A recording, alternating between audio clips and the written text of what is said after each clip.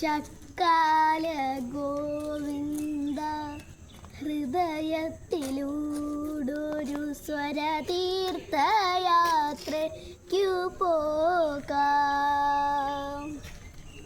ഷട്കാല ഗോവിന്ദ ഹൃദയത്തിലൂടൊരു സ്വരതീർത്ഥയാത്രയ്ക്കു പോകാം. പുരന്ദരദാസന്റെ പാവന ഗീതികൾ തൊരു കൈകളോടിന്നു തേടാം. മായ മാളവഗൗള പാടാം.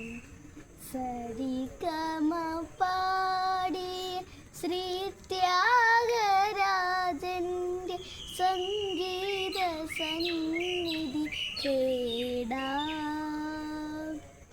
സ്വരസാധകങ്ങളിൽ ശ്രുതിശുദ്ധമാകുവാൻ മനസ്സേ നിജപമോടെ ഉണര്.